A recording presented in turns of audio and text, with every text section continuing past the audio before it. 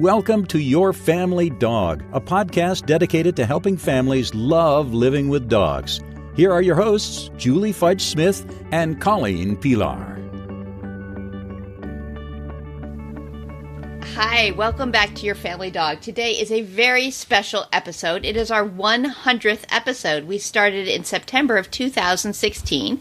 I was an unwilling participant at first. Julie talked me into podcasting because guess what? I'd never really heard podcasts before. I didn't know what it was and I was scared. And it has been awesome. It has been so much fun. But the time has come for me to step aside and move to some other projects. So today we are introducing dog trainer Tina Spring to come on and explore topics all related to dogs with me today and with Julie Fudge Smith moving forward. So we thought a fun way to get started would be to just throw out some questions to one another, just to kind of get to know each other a little bit better and to look at worldviews a bit. Does that sound reasonable, ladies? World it does. No except pressure there.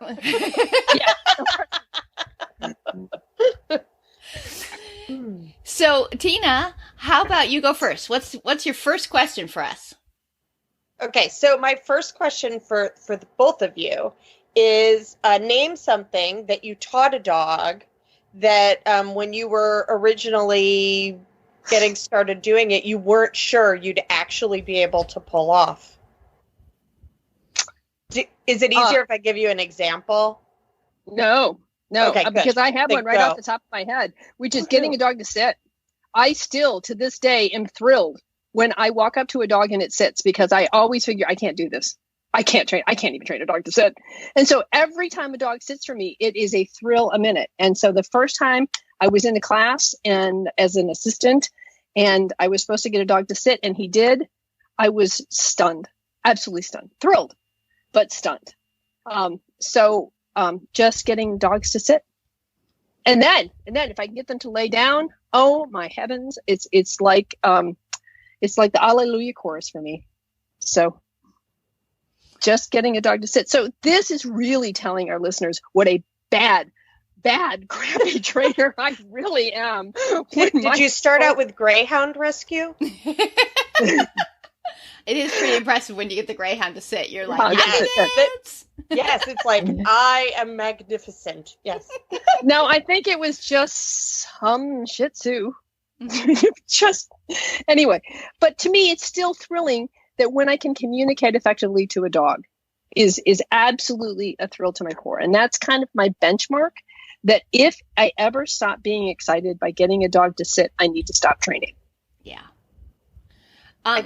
I would hope we all feel that way. Yes, absolutely. My answer is also a fairly simple skill, but I have to say that when you asked the question, Tina, it reminded me of a story you once told me, so I'm going to make you tell that after I give my answer. Mine was, I was originally a more traditional trainer, a little bit more leash-based and pulling the dog into position kind of stuff. And when I started learning about more positive methods and how you could actually get a dog to do something without touching them, I trained a dog to walk behind me and stick her head between my legs and just sort of like pop her head out. And it was awesome. It was like the first time I really realized, oh, I see. It's a two-way, really clear communication. So I wasn't entirely sure I could do that at that time because it was all so weird. Like, right, you click and then you give treats. I don't understand. But Tina once told me one of my favorite stories of all time about teaching a dog to read. Do you remember telling me that? Yes. And that was the story that I had in mind. So I had a Family Paws of Dogs and Storks client. Actually, they had been customers, clients through the development of the dog from when the girl was an undergrad, and then they prepared him for getting married and having another adult in the house, and then preparing for baby. And they were coming back because they were having their second baby. And so they wanted their son, who at the time was like 4, to have more interaction with the dog and to have something exciting and new to work on. So he had a list of things that he wanted to teach the dog. And so they'd drop the dog off and I'd work with him, and then they'd come over and we'd float the little boy in. And as we were finishing up, as we were getting close to mom's due date, I said, is there anything else that you'd like us to teach the dog? And he got all serious and he was like, yes, but I don't think you'll do it. And I was like, okay, well, hit me. Like, come up, let me know what it is. And he said, there's something I've always wanted to teach him. I've always wanted to teach him to read. And I thought, oh, that is a good one. So when she went into labor, the dog came and stayed with me for like 2 weeks. And so I worked on it and taught the dog how to look at one page and then look at another page and then with his little foot turn the page. And so when I took the dog home and met the new baby and we were doing all this stuff, I said, I have a surprise for you. I taught Toby how to read. I just can't teach him how to talk. So I don't know how. I wish I had video, right? Like it was fantastic, but in a million years, I must not have had as much to do in my life. But I was like, okay, if anybody had ever said to me, like, is it possible to have the dog mimic reading and turning the page of like a Richard Scarry book himself? I don't know that I would have thought that was possible, but it's one of like the best things ever is when you get that magic. Yeah. I think it's kind of addictive. And for some dogs, it's not teaching them to read. It might be just teaching a dog to stay relaxed in a room with a stranger. Right. But for this dog, it was learning to read. I just can't teach him to talk. I love that story. I remember the first time you told me, and I was like, that's genius. Further evidence of Tina's genius. Well, I'm not genius. You can teach dogs to read. I just figured out targeting. Well, so now there's all those videos on YouTube of people who are actually supposedly teaching dogs to read. And I'm just like, yeah, I'm tired. Yeah, I'm tired too. Yeah. Well, that's a great story. I love that story. So I think the only other time I had something similar to that was I was asked to do a presentation at a Catholic school about grace and dogs. So I prepared this whole thing, and I had 2 dogs at the time, Buckley, who was a Bernese Mountain Dog, and Bingley, my flat-coated retriever. And I thought, well, I really need to have him do something other than just sort of greet the kids, right? Which is Buckley's forte. So Buckley basically worked the crowd. He worked the crowd. But Bingley, really, I need to have him do something. And I was sitting there and I kind of reached my hand down and he shook my hand. And I'm like, where did you learn that? And I realized that like 3 years earlier, I had tried to teach him to shake and had given it up. And he apparently had remembered. He just kept processing. It just kept processing until he finally got it. But then the other thing is I didn't realize I'd actually taught them. I was like, okay, we'll see if we can do this, is to have him sit or lay down with his paws in front of him and put a treat in front of him or on one of his paws and not have him take it until I tell him to. And so we're at this thing and all these kids are watching and I have him lay down and I put the treat between his paws and I back up. And I'm like, okay, Bingley, you stay there. And I looked at the crowd. I said, so now he's going to stay there until I tell him to take the treat. And Bingley looked at the treat, looked at the kids like this. When he looked over at the kids, and I said, okay. And he took the treat. And it was just perfect. It was like showmanship. And I'm like, not me. That was not me. I don't know. It was just, but I think it has to do with relationship, that he knew what I wanted because he knew me. And we had, worked on things. And he was an older dog at this point. He was like 7 or 8. And so he had, more knowledge just about life and stuff. But it was one of the things where I bring home when talking to my clients, I want to talk to them about relationship because it's amazing the magic that can happen with your dog, unintentional magic, simply because of the relationship that the two of you have. Mm-hmm. And so once again, I do not consider myself a talented trainer really in any way, but I am pretty good at establishing relationships with dogs. And maybe that's why they sit for me, because I have a relationship with them. Well, and shouldn't we all celebrate even the little things they learn, right? If it was up to them, they'd be pooping in the dining room. Mm-hmm. Right? They surely would not be getting inoculations. Like that. Like, as my favorite vet tech says, weights and temps are free, right? Like, my dogs would be like, no, thank you. No, thank you on either account. So we would all celebrate the little stuff. And I think especially, I'm assuming we've all had relatively long careers. I think we are richly blessed that we get to have that magic all the time. And I hope it never gets to a place where I take that for granted. Yeah. Right. Because I do always view it as just an invitation to that other species to join a conversation and be in connection with me. And they have a choice. They can go, yeah, no, you smell like feet. Yeah. So That's true. That's true. Okay. So, Colleen, do you have a question for us? I do. Mine is not about dogs. This one is not about dogs. Is there any activity that you would like to have a lesson from an expert in? all of the activities. All of them. So cheater. You know that my primary reinforcer for me when I become debt free is to go take a professional driving school, like on a track, like on a racetrack, hopefully with a manual transmission vehicle. So yes, I would love to become more efficient, more skilled at driving.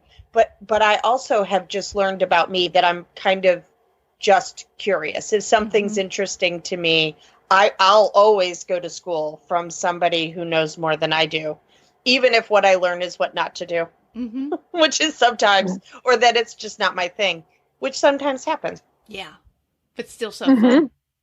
Yes. Yeah. Well, I did that last fall. I had thought I'd always wanted to try fencing. So I took one fencing class, or set up for one individual lesson. And at the end of it, I'm glad I did it, but I had no desire to go on. So, but it was interesting to learn about fencing, to learn about the different, whether it's a rapier or what, I don't remember the terms now. But I'm really glad I did it. I'm glad I gave it a try. And I'm glad I worked with somebody who was very good at what she did. But I don't really have any desire to become a rapier fighter, So, so that's one thing that I did do. I think if I had to do, what would I do now? Well, I love cooking. And I took one cooking class. A friend of mine and I took a homemade pizza class. I would love to take another cooking class, maybe one on knife handling skills, something like that, just to improve my knife handling skills. So anyway, I think I would like to do another cooking class. What about the hula hoop champion? What are you thinking? I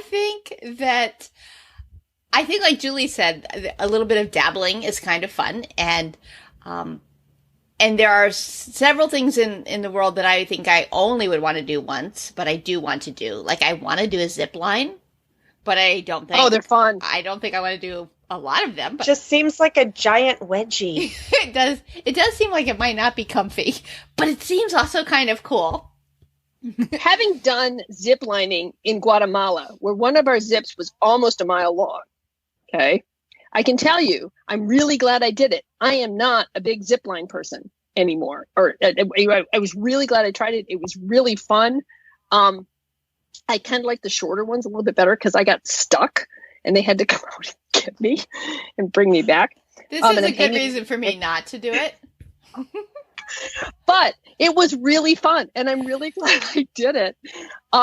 But you don't find me hanging, signing up for every zip line that comes along. Because, hanging over a canyon in Guatemala. And one of my friends goes, Guatemala, this is where you choose to do your very first zip line in a third world country? I'm like, yeah. And like, where there's no OSHA. Yeah. I think I'd like to try it where there's OSHA. We'll start with that. But that wouldn't... it's not probably my first thing I'd like a lesson an expert in. But if we're talking about dabbling, ziplining, and skydiving, if I could have a really good person with me,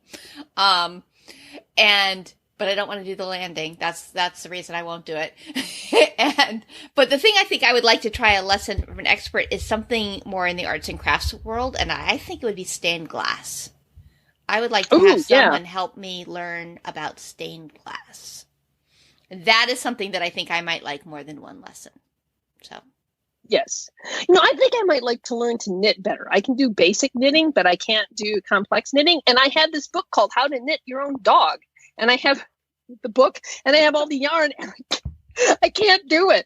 So I would like to learn to knit well enough that I could knit my own dog. My son's knit girlfriend the dog just into a gown. There you go. What was that? You could knit the dog into a down. Yes, that's right. Look, roll over. Look, he sits and he goes down. It's so amazing. My son's girlfriend just crocheted a replica of her bird. It's quite a good one. If you have the talents to crochet a replica, she could do it. So if you want to try it with crocheting your dog, I can hook you up. I've resigned. Well, I do know how to crochet. There will just be things I won't be good at. Yeah, that's where it fell for me too. I do have one stuffed dog that I picked up when we were out for my nephew's wedding in the state of Washington, and he's got like, I don't know, they're kind of like buttons for his legs, and I can make him stand and sit and lay down. So I already have a dog that I can manipulate in that way. So that's pretty cool. So sometimes I do that. I bring him off the shelf and we sit, we down, we sit. So, and especially difficult client days, it's like, look, I can make a dog sit. I can make my stuffed dog sit. There we go. So I can always make a dog sit, even if it's, I have to manipulate him. So anyway, so one of my questions for you all is, tell me about a moment of grace in your life.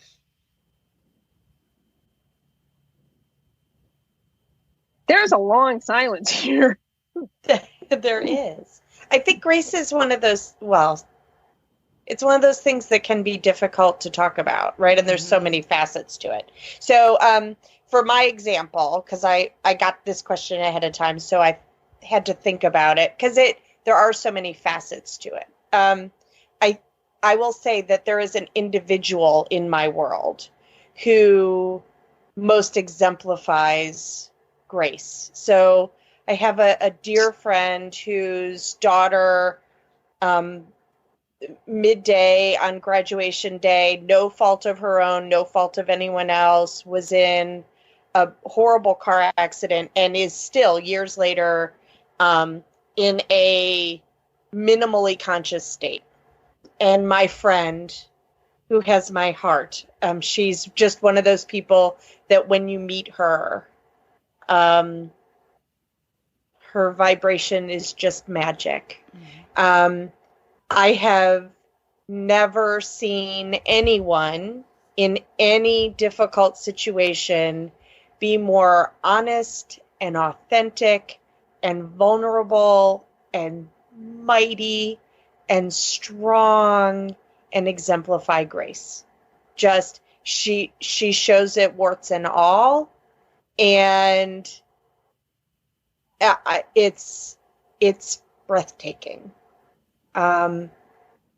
It's one of those things where I think to myself, like, yeah, no, I'm not sure I'd handle that way. Yeah.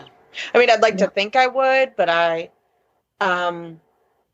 it's an amazing thing. And I see that exemplified a lot in that kind of situation where there's something just bigger than we sometimes feel like we can handle. And yet those people who just step into it, like they were made to do it. And it's just amazing. Because it was, there had been a divorce. Her ex is not at all easy. He was really struggling, of course, with what happened. And she didn't know at the time that her now husband had the ring and had already asked her daughter if it was okay to marry her mom, right? Like there was all this stuff all at the same time. And it's to this day, I'm just in awe of how much grace she extends to the world, but also how she has handled it all, even the really gross, difficult, hard stuff, scary stuff, with grace, just a trust that she is where she's supposed to be. Yeah. So amazing. Just amazing human being. Mm-hmm. Yeah. Yeah, that's a really good example and story. And certainly one I can't quite match at that level. The answer that popped into my head was, I think it relates to what Teeny was saying. It's sort of like an acceptance and an easing into what is, and a moment that I felt some grace, personally, was I have a favorite meditation mantra from Thich Nhat Hanh, and it's just 5 breaths. So it's in, out, deep, slow, calm, ease, smile, release, present moment, wonderful moment. And I always say it's like tag teach for meditation, like tells me what to do. This is what I have to do. And so I was at, one of my husband's cousin died, and we went to the funeral, and I absorb everyone's emotions. So funerals are not my favorite place to be because everybody's sad. So I was in like this, like, oh my God, I'm feeling all of this. So I start breathing and I'm like, okay, in, out. And then I hit present moment, wonderful moment. And I thought, no, there's nothing wonderful here. This is terrible.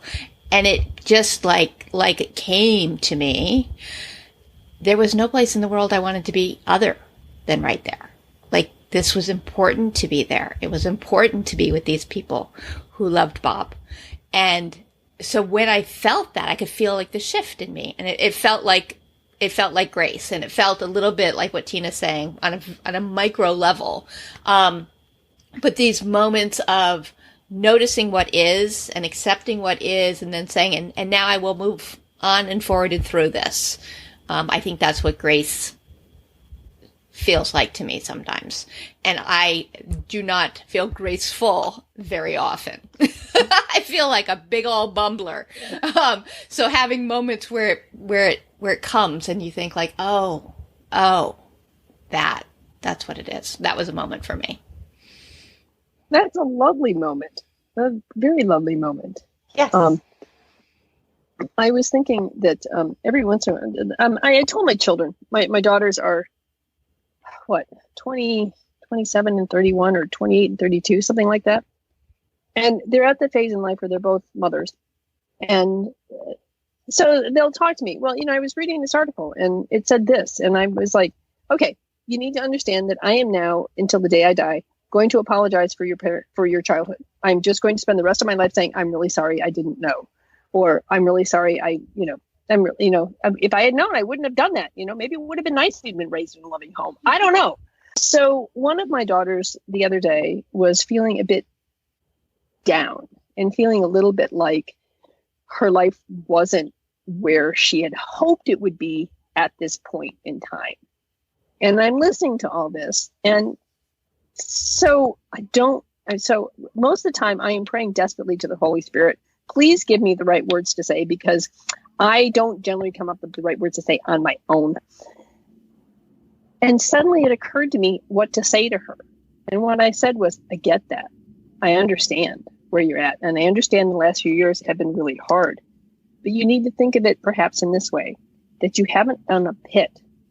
You've built a foundation. And you've built a foundation on which to build the next part of your life.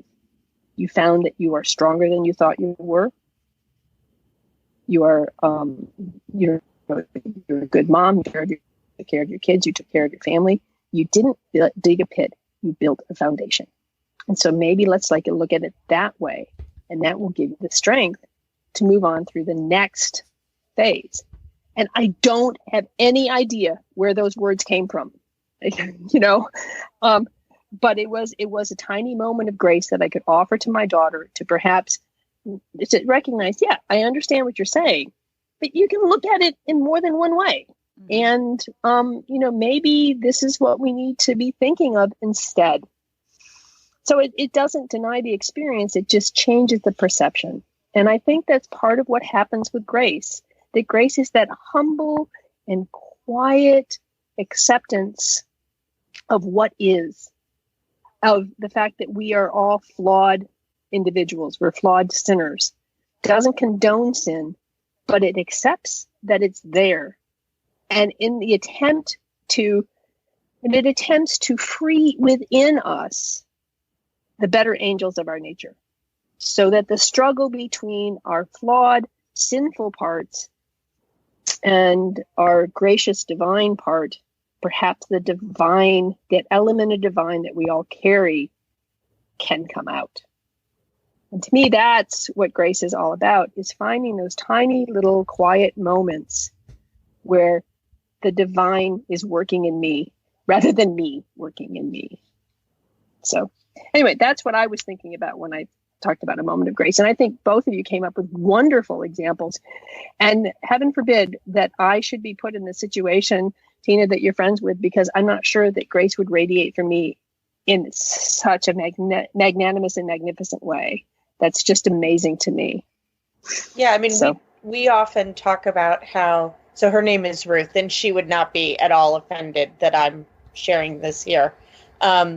She's writing a book about her experience, so she's public anyway. But I have forever, as long as I've known her, talked about the house that Ruth built, right? That her life is very much lived as a ministry. And I know that I have experienced that in my practice and in my life, right? That separating my faith from who I am, while I am all the faults and foibles and brokenness, my faith is interwoven. And when all of this happened to her, sweet girl, I remember getting to the emergency room, and my girlfriend looked me in the eye and said, "I'm scared." And I said, "I am too," right? Like, no one who showed up was reading out of the book of platitudes.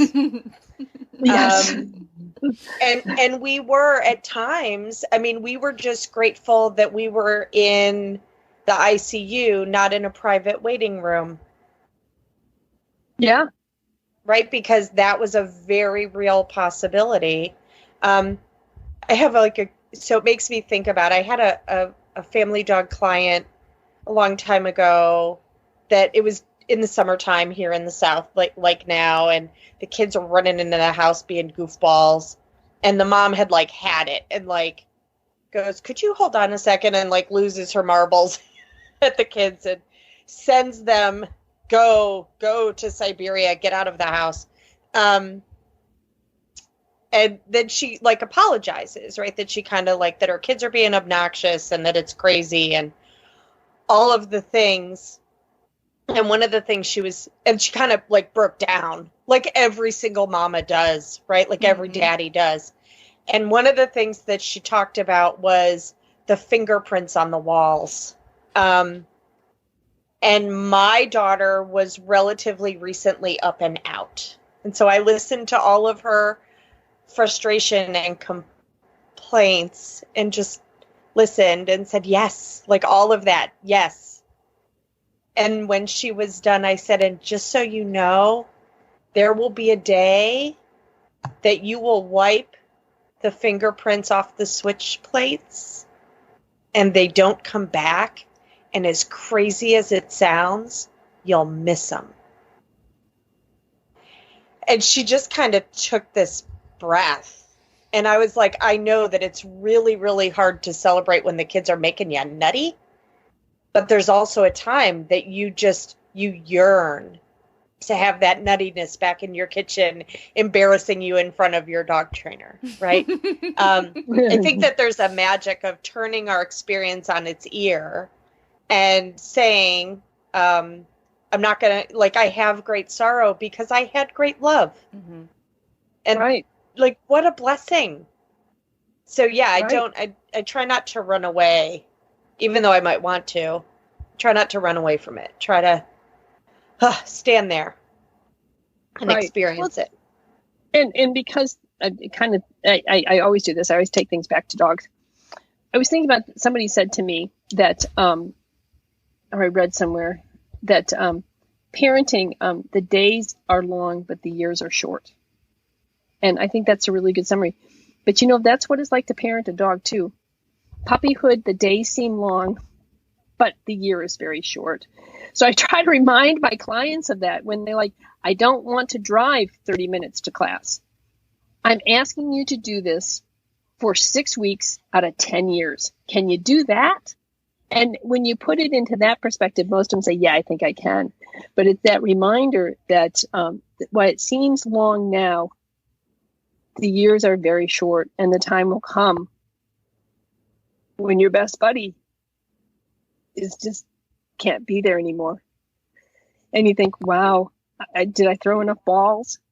Did we take enough walks? I never got him to the beach.